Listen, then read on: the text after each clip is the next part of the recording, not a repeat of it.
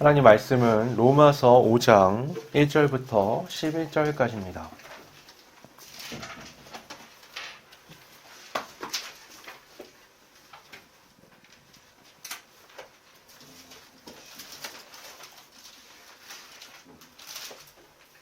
로마서 5장 1절부터 11절까지입니다.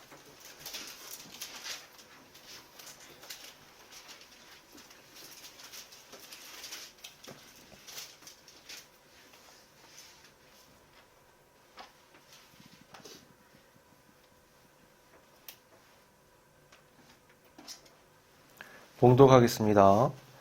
그러므로 우리가 믿음으로 의롭다 하심을 받았으니 우리 주 예수 그리스도로 말미암아 하나님과 화평을 누리자.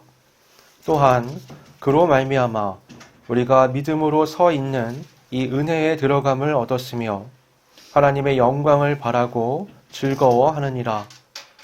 다만 이뿐 아니라 우리가 환난 중에도 즐거워하나니 이는 환난은 인내를, 인내는 연단을, 연단은 소망을 이루는 줄 알미로다. 소망이 우리를 부끄럽게 하지 아니함은 우리에게 주신 성령으로 말미암아 하나님의 사랑이 우리 마음에 부은 바 됨이니 우리가 아직 연약할 때에 기약대로 그리스도께서 경건하지 않은 자를 위하여 죽으셨도다. 의인을 위하여 죽은 자가 쉽지 않고 선인을 위하여 용감히 죽는 자가 혹 있거니와 우리가 아직 죄인 되었을 때에 그리스도께서 우리를 위하여 죽으심으로 하나님께서 우리에 대한 자기의 사랑을 확증하셨느니라.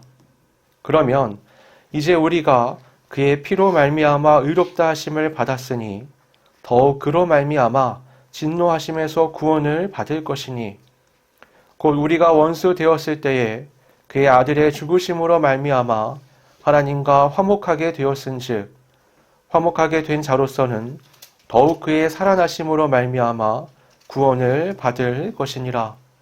그뿐 아니라 이제 우리로 화목하게 하신 우리 주 예수 그리스도로 말미암아 하나님 안에서 또한 즐거워하느니라. 아멘. 오늘은 부활 주일입니다. 기독교의 절기가 많이 있지만 딱 하나 절기를 뽑으라고 한다면 바로 이 부활절을 뽑을 수가 있습니다. 성탄절도 있는데요. 근데 성경 전체에 걸쳐서 또 우리의 구원에 있어서 가장 핵심적인 절기는 예수님의 탄생이 아닌 예수님의 죽음과 부활에 있습니다. 이 부활에 대해서 우리가 생각을 할 때에 이제 너무 단절해서 생각하는 경향들이 있어요. 예수님의 승천 따로, 부활 따로, 죽음 따로, 공생애 따로, 심지어는 구약에 있는 많은 메시에 대한 예언도 따로따로 설명을 하는 경우들이 있는데 사실 이거 다 묶어서 하나로 우리가 이해를 해야 합니다. 그 중에 가장 하이라이트가 뭐냐? 그건 바로 부활이라고 말할 수 있어요. 그러면 우리의 신앙의 삶에서도요, 성경의 모든 게 중요하고 모든 게 우리에게 적용될 수 있지만 가장 중요한 우리 신앙의 딱 하나를 뽑아보라고 한다면 그건 부활이라고 말할 수 있습니다. 부활이 있기 때문에 우리의 모든 신앙이 의미를 갖게 되는 거예요. 부활이 없다면 우리가 예수님을 믿을 이유가 없는 겁니다. 부활이 있기 때문에 예수님의 십자가의 죽음이 의미를 갖게 되는 거예요. 십자가에 죽은 사람은 뭐 엄청나게 많죠. 예수님이 부활하셨기 때문에 그 십자가의 죽음이 자신의 죄가 아닌 우리의 죄를 짊어졌음을 증명할 수 있는 겁니다. 하나님이 그 죽은 자들 가운데서 그리스도 예수를 살리셨기 때문에 그분이 그동안 말씀하셨고 또 고난받으셨고 십자가에 죽으셨던 것이 그가 말씀했던 것처럼 하나님의 언약에 성취하는 것이 증명되는 겁니다. 그래서 우리는 예수 그리스도의 부활을 그만큼 중요하게 생각하고 기념하게 되는 거죠. 또 우리 개인의 삶의 선에서 바라보게 되면 우리의 삶이 죽음에서 끝나는 것이 아니라 반드시 그리스도 예수와 같은 형태의 부활을 경험하게 될 것이란 믿음이 있는 겁니다. 그렇기 때문에 모든 것이 새로운 의미를 갖게 되는 거예요. 예수님이 부활 때문에 예수님에 대한 삶, 예수님의 말씀, 예수님의 십자가까지도 모든 게 새로운 의미를 갖게 되잖아요. 마찬가지로 부활이 있기 때문에, 내가 기대하는 나의 부활이 있기 때문에 나의 삶의 모든 것들이 새로운 의미를 갖게 되는 겁니다. 그래서 그리스도인은 이 부활의 시각을 가지고 나의 삶을 재정의하고 새롭게 살펴볼 필요가 있습니다. 오늘날 사람들은 다 평화를 원해요. 평화를 원하지 않는 사람은 세상에 한 명도 없습니다. 모두가 다 평화를 원하죠. 하나님께서 그리스도 예수를 통해서 우리에게 주신 것이 바로 평화란 말이에요. 오늘 성경 본문에도 말하잖아요. 우리가 하나님과 화평을 누리자. 화평이라는 게 그 샬롬이에요. 샬롬. 그 양들을 보면요. 그 양이 화평할 때가 언제냐? 적이 없어야 돼요. 나의 그 대적이 없고 늑대 같은 게 없고, 그리고 풀을 잔뜩 먹고 물도 마시고, 그리고 막 귀 속에 벌레들이 들어가고 그러는데 그거를 이제 목자가 다 해결을 해줍니다. 그렇게 되면 완전히 편안함을 얻으면서 이제 누울 수 있다고 해요. 그 전에 눕지 못합니다. 그럼 그런 조건이 충족되지 않는 상황에서는 언제 그래도 평안하느냐? 목자가 근처에 있을 때, 목자를 따라갈 때, 그래도 양은 비교적 안정을 취할 수 있습니다. 그 대적을 물리쳐 주는 것도요, 풀과 물을 먹이고 마시게 하는 것도요, 벌레를 해결해 주는 것도 다 목자가 하는 일이란 말이에요. 그러니까 양은 목자와 함께 할 때 사실은 편안할 수 있는 거예요. 오늘 본문에서도 보면 그냥 화평을 누리자가 아니죠. 뭐라고 말해요? 우리 주 예수 그리스도로 말미암아 하나님과 화평을 누리자. 사람의 화평은 혼자 가질 수 있는 게 아니고요. 관계 속에서 가질 수 있는 겁니다. 이게 문제가 되는 거예요. 오늘날 모두가 평화를 원하지만 나의 평화를 원해요. 근데 흥미롭게도 사람은 혼자 있으면 평화를 얻지 못합니다. 혼자 오래 있으면 어떠죠? 외롭죠. 괴롭고요. 불안합니다. 절대 평화를 얻을 수 없어요. 사람들과 관계 속에서 평화를 얻기 원하지만 나의 평화를 얻길 원해요. 되게 이기적이죠. 그래서 문제가 일어나는 거예요. 이 두 가지 조건이 충돌하기 때문에 그렇죠. 관계 속에서 평화를 느낄 수 있는데 나의 평화를 느끼려고 해요. 그러면 나의 평화를 위해서는요, 타인이 평화가 깨질 수밖에 없습니다. 엄마가 아이를 낳으면요, 처음에 젖을 물리잖아요. 되게 고통스럽죠. 힘들어요. 전 몸살도 나고, 그 애는 몇 시간 간격으로 먹어야 되잖아요. 그걸 먹이기 위해서는요, 잠을 잘 못 자고요, 계속해서 몸에 희생이 필요합니다. 또 그뿐인가요? 젖 먹이려고 하면은 평소에 좋아하던 것도 잘 못 먹게 돼요. 막 음료라든가 커피라든가 막 이런저런 음식들을 내가 참아야 되는 거예요. 아이는 엄마 품에 있을 때, 젖 먹고 잠을 잘 때 평화를 느끼죠. 근데 그 평화는 엄마의 희생으로만 가능한 겁니다. 나의 평화를 원하는데 내가 평화를 얻으려면 필연적으로 누군가의 희생이 따를 수밖에 없어요.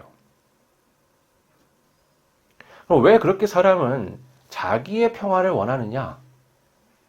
그건 세상이 나의 평화를 계속 광고하기 때문에 그래요. 그게 죄의 속성이기도 하고요. 죄의 속성은 그렇잖아요. 내가 하나님의 자리에 올라서 모든 사람 앞에서 내가 드러나는 나의 만족을 원해요. 이게 죄죠. 하지만 막상 선악과를 먹고 났을 때 사람이 경험하게 된 건, 그렇게 사람들 앞에서 자기를 다 드러내면서 자신을 위대하고 찬란하게 나타낼 수 있는 평화가 아니라 바위 뒤에 숨어서 나뭇잎으로 몸을 가리는 부끄러움과 두려움이었습니다. 그냥 하나님과의 관계 속에서 하나님의 인도와 보호하심 가운데 있는 평화를 느끼면 되는데, 그런 우리의 평화가 아니라 나의 평화, 나의 위대함과 나의 욕심이 드러나는 그런 평화를 기대했기 때문에 깨져버렸어요. 한마디로 그건 뱀의 거짓말 때문에 비롯된 거였고, 그래서 그건 사실이 아닙니다. 참이 아니에요. 그 평화는 거짓입니다. 세상은 죄의 문화 가운데 있기 때문에 그걸 자꾸 자극하죠. 아, 이걸 써보세요. 이걸 먹어보세요. 이거를 가져보세요. 이것만 얻으면, 이것만 가지면, 이걸 누리면 당신의 평화가 있을 겁니다. 기쁨이 있을 겁니다. 만족이 있을 겁니다. 계속 광고를 해요. 그건 신기루입니다. 그런 건 없어요. 사람은 욕심 때문에 그 평화를 원하고요. 그래서 지금 이게 평화인데도 평화인 걸 모르고 불만족스러워하는 거예요. 뱀의 거짓말을 들으니까 어때요? 하나님이 베푸신 이 모든 완벽한 평화가 불만족스럽게 보이는 거예요. 부족하게 비치는 겁니다. 우리가 오늘날 경험하는 게 다 이런 거예요. 세상을 보면 어때요? 나라와 나라 간의 충돌을 보면 다 자기가 정의예요. 우리가 옳아. 이거 우리가 당연히 해야 되는 거고, 이걸 안 하면 안 되는 거야. 그러면서 상대를 죽이려고 하죠. 그러니까 모든 게 나한테 집중되어 있어서 그래요. 나의 만족, 나의 건강, 나의 성공, 나의 부, 나의 감정의 모든 게 집중이 됩니다. 앞서 말씀드렸지만 그건 신기루고, 그건 죄에 따른 욕심의 거짓이기 때문에 그건 결국 삶을 피폐하게 만듭니다. 사실이 아니기 때문에 그래요. 앞서 엄마 얘기를 했지만 엄마가 아이한테 왜 그렇게 희생하면서 아이의 평화를 위해서 자신의 삶을 헌신해요? 그게 그렇게 고통스럽고 어렵고 나한테 피해가 되는 거면 안 하죠. 요즘에 풍토가 그렇잖아요. 결혼을 안 하려고 해요. 결혼을 해도 아이를 안 낳으려고 해요. 아이를 왜 낳기 싫죠? 내 삶이 방해받는 것 같은 거예요. 내가 손해보는 것 같죠. 내가 희생하는 것 같은 거예요. 왜요? 내 눈앞에 내가 낳은 애가 없기 때문에. 막상 애가 나와서 내 앞에 딱 나타나잖아요. 그때부터는 어때요? 내가 그토록 쫓아오던 내 즐거움과 삶의 많은 것들의 의미가 없어져요. 이 아이가 의미가 되죠. 이 애를 위해서 내가요, 희생을 합니다. 내 건강을, 내 시간을, 내 많은 물질을 이 아이에게 쏟아붓죠. 왜 그렇게 해요? 이 아이가 나에게 기쁨이 되기 때문이에요. 이 아이가 나에게 만족이 되기 때문입니다. 이게 바로 우리의 평화죠. 내가 아이에게 모든 걸 쏟으면서도 내가 평화로울 수 있는 겁니다. 내가 기쁨을 느낄 수 있는 거예요. 아이를 안 낳고 30대, 40대, 50대가 넘어가잖아요. 그렇게 알게 된 많은 사람들을 보면 되게 후회해요. 많이 후회합니다. 왜냐하면 20대, 30대 때는요, 괜찮았어요. 아이가 없어도, 때로는 결혼을 안 해도 혼자 즐겁고 괜찮았거든요. 여러분, 그게 우리의 본성에 반하는 거예요. 세상에 맞는 문화 가운데서 나를 위한 문화를 살아가니까 한동안은, 한 몇십 년 동안은 내 욕심이 채워지고 즐거움이 생기면서 괜찮은 것 같죠? 즐길 게 되게 많잖아요. 근데 다 하고 나보면 40대, 50대가 되고 나면 가족이 없다는, 소속되지 못했다는, 여전히 나만 있다는, 혼자라는 것에 굉장히 큰 두려움과 불편함을 느끼게 됩니다. 이 고통을 경험하게 돼요.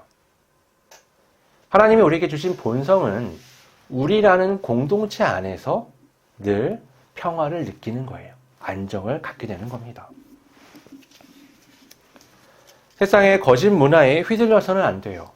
우리는 나가 아닌 우리의 초점을 맞춰야 됩니다. 성경을 보면 우리로 가득해요. 예수님이 가르쳐 주신 우리가 했던 주기도문도 보세요.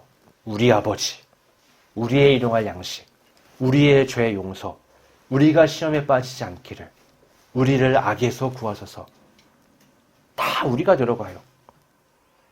하나님과 나의 우리, 나와 다른 사람과의 우리가 될 때 모든 것이 제 자리를 찾게 되는 겁니다. 그게 기독교 신앙의 핵심이에요. 예수님이 말씀하신 하나님 사랑과 이웃 사랑이 율법의 정수잖아요. 그러니까 이 우리라는 개념이 성경에서는 굉장히 중요합니다. 하나님의 역사를 잘 살펴보면 전부 다 우리예요. 하나님도 삼위일체로서의 우리로서 역할을 하세요. 창조 때도 어때요? 우리가 우리의 모습대로 사람을 창조하자 말씀하시죠. 그렇게 창조하신 사람은 어때요?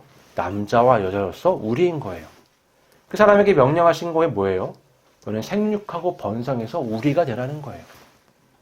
세상에 있는 모든 것을 돌보면서 우리가 되라는 겁니다.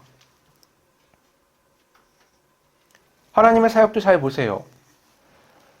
성부께서 성자를 이 땅에 보내시죠. 성자께서 성부의 뜻대로 이곳에 오셔서 성령의 능력으로 공생의 삶을 사십니다. 성자께서 성부의 뜻대로 십자가에 죽으시고 성부는 그 성자를 죽음에서 이렇게 세우십니다. 성자는 성령을 약속하시고 성령은 성자의 약속대로 이 땅에 오시죠. 하나님의 사역을요, 성부, 성자, 성령 따로따로 떼서 설명할 수가 없는 거예요. 다 우리로서 역할을 하십니다.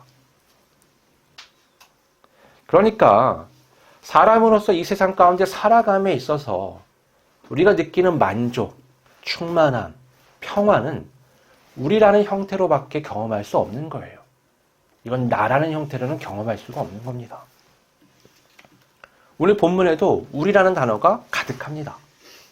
1절도 뭐라고 해요? 우리 주 예수 그리스도로 말미암아 하나님과 화평을 누리자. 그냥 주 예수 그리스도가 아니에요. 우리 주예요. 우리의 주 예수 그리스도로 말미암아 하나님과 화평도 어떻게 해요? 우리가 누리는 거예요. 이 내용 중에서 중요한 주제는요, 평화와 소망이에요. 근데 그 모든 건 다 우리로서 느낄 수 있다는 겁니다.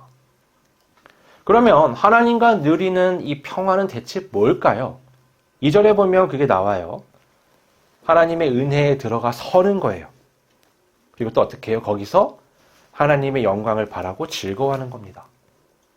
아담의 죄로 인해 깨졌던 그 관계가 회복되는 거예요. 하나님의 은혜 가운데 서서 하나님을 바라보며 즐거워하는 걸 평화라고 얘기하는 거예요. 그게 화평이라고요.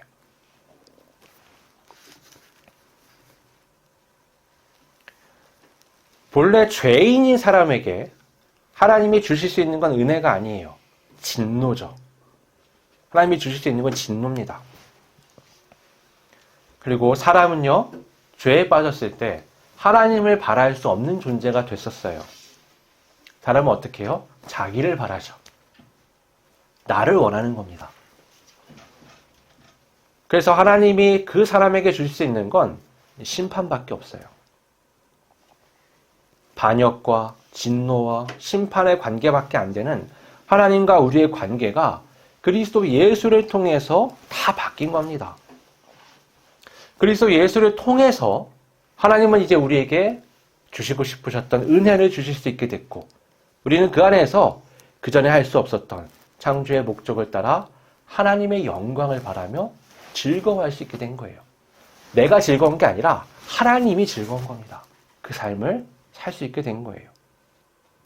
1절과 2절을 보면 우리와 함께 반복되는 게 믿음으로 해요. 믿음으로. 성경이 말하는 이 우리라는 것, 하나님과 회복된 우리는 믿음을 가진 우리입니다. 믿는 공동체예요. 세상도 우리를 강조하죠. 이런저런 캠페인을 벌이면서 우리가 잘 돼야 한다, 우리가 건강해야 된다, 우리를 위해 살자고 얘기하지만 잘 되지 않습니다. 왜냐하면 죄된 속성을 이길 수가 없어요. 사람의 속사람은 누구나 다 이기적인 측면을 갖고 있는 겁니다. 왜 그러면 그럴 수밖에 없느냐? 지금 여기서의 삶이 전부라고 생각하기 때문에 그래요. 여기서가 단데 우리가 무슨 소용이야? 여기서가 단데 나의 욕심, 나의 바람, 내가 잘 먹고 잘 사고 편안한 게 중요한 거지라는 생각을 갖는 겁니다. 그래서 우리를 아무리 공의의 측면에서 강조하고 잘해보려고 해도 되지가 않는 거예요.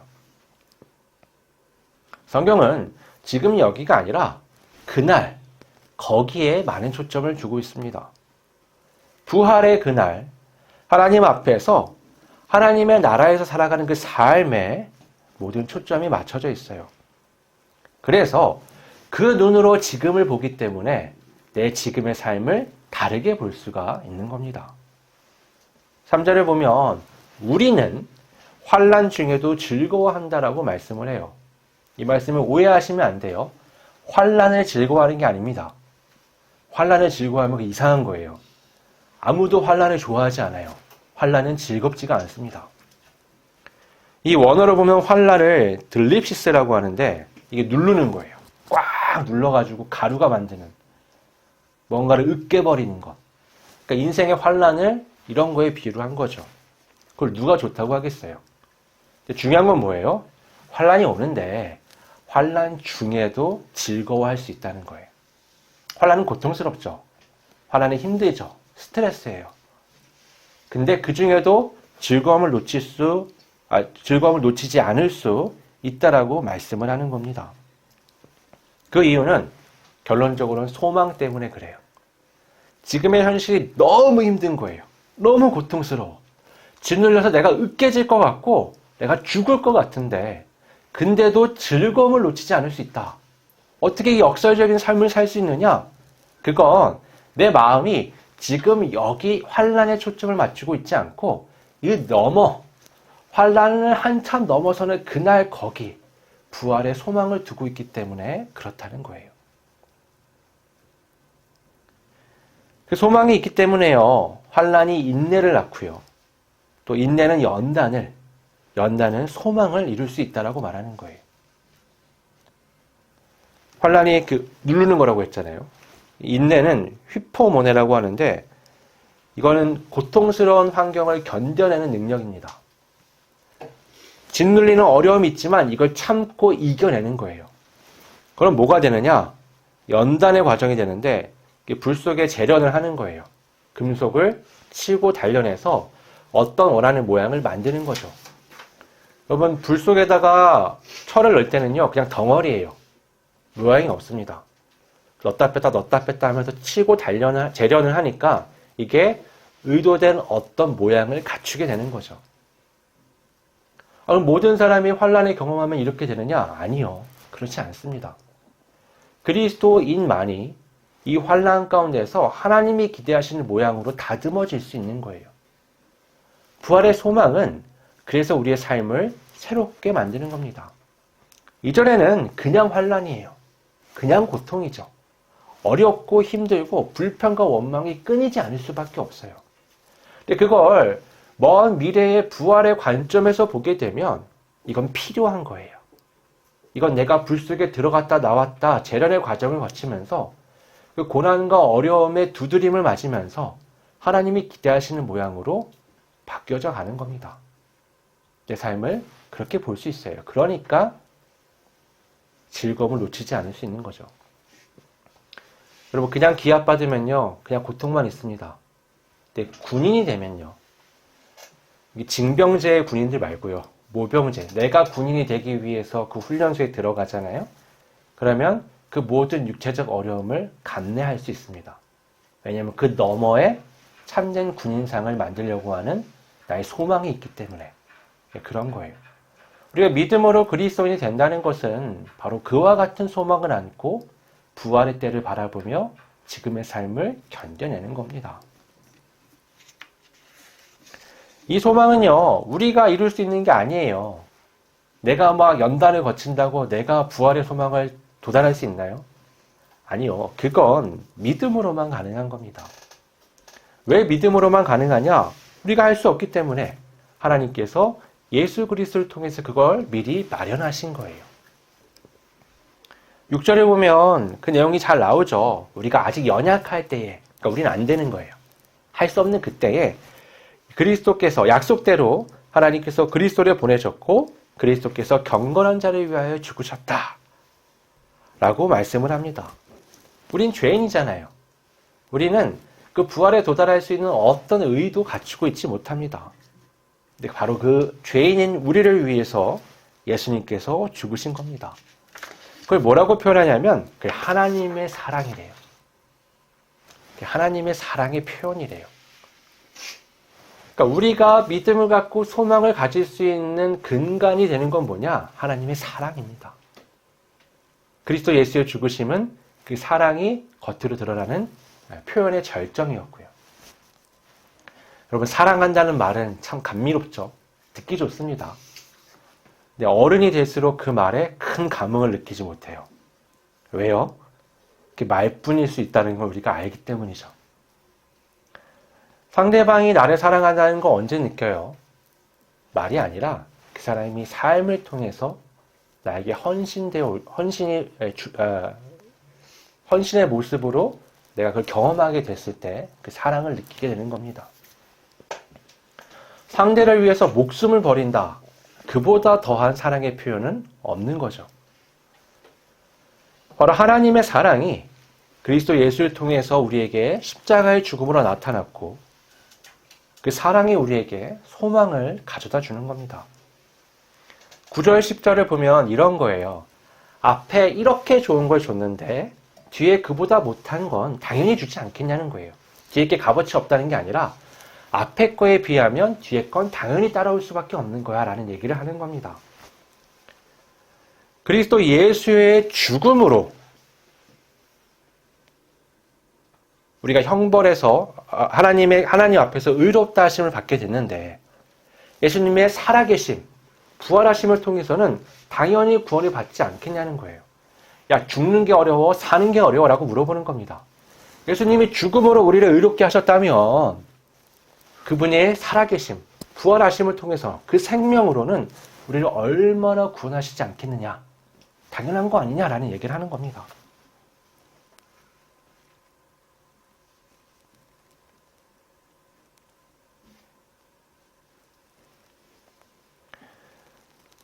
또 11절을 보면 예수 그리스도를 통해서 우리가 화목하고 또한 하나님 안에서 즐거워하게 된다라고 말씀을 해요.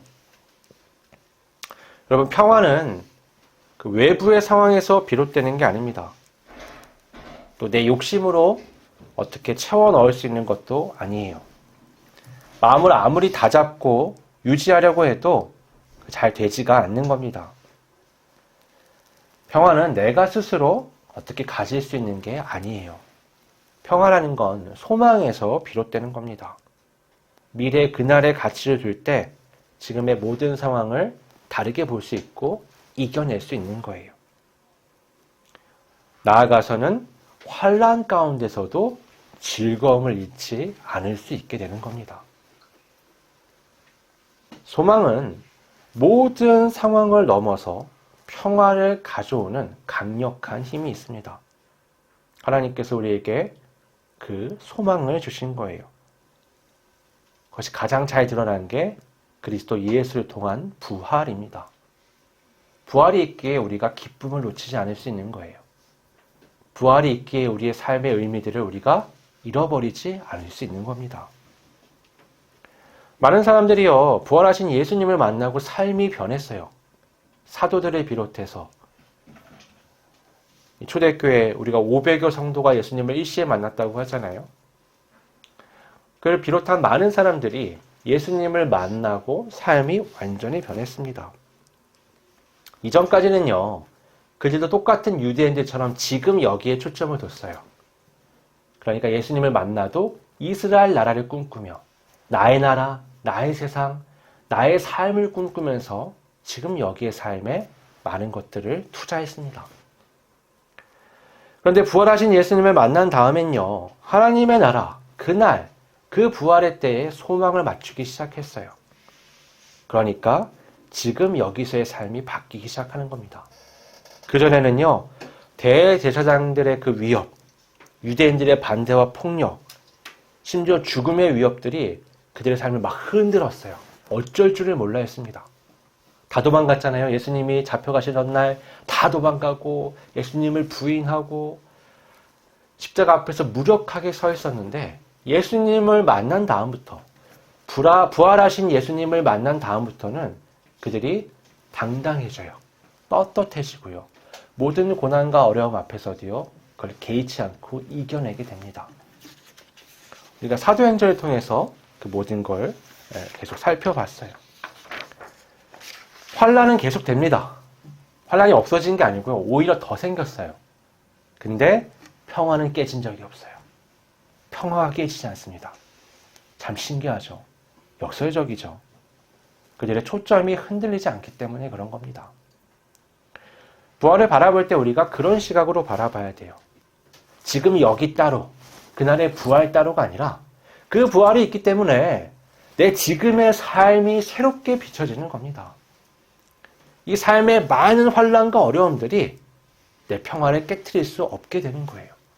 바로 그 하나님의 사랑이 그리스도 예수를 통한 십자가의 죽음과 부활로 나에게 확증이 됐기 때문에, 너무나 분명하기 때문에 나의 평화는 깨트려지지 않는 겁니다.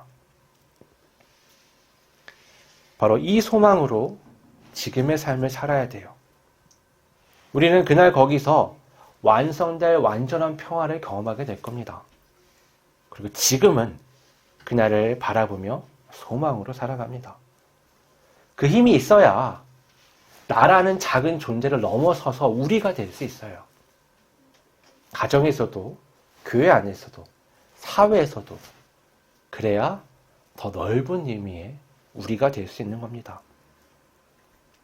부활절을 맞은 오늘, 부활이 먼 미래의 일이 아니라 지금 여기 내 자리에서 역사하는 하나님의 놀라운 은혜와 사랑임을 기억하며, 또 그게 그 놀라운 에너지라는 것을 알면서 부활의 그날에 소망하지만 지금부터 부활의 삶을 살아가는 우리 모두가 되기를 바랍니다. 기도하겠습니다. 아버지 하나님, 부활하신 예수 그리스도를 바라보며 그것이 곧 나의 부활이라는 것을 알고 그의 죽으심과 부활 가운데 보이는 하나님의 그 사랑을 충만히 경험하며 이 삶을 살기를 소망합니다. 삶이 녹록지 않고 많은 환란이 있고 그 안에서 나는 어쩔 수 없는 많은 고난을 경험할 수밖에 없지만, 나라는 작은 시각이 아니라 하나님과의 관계에서의 우리, 또 사람과의 관계에서의 우리라는 넓은 시야로 바라보며 그것이 하나님의 은혜 가운데 있는 삶임을 잊지 않고 온전한 연단의 과정을 통해 부활에 이르는 소망의 삶을 살아갈 수 있도록 이끌어 주시옵소서. 거룩하신 예수님의 이름으로 기도드립니다. 아멘.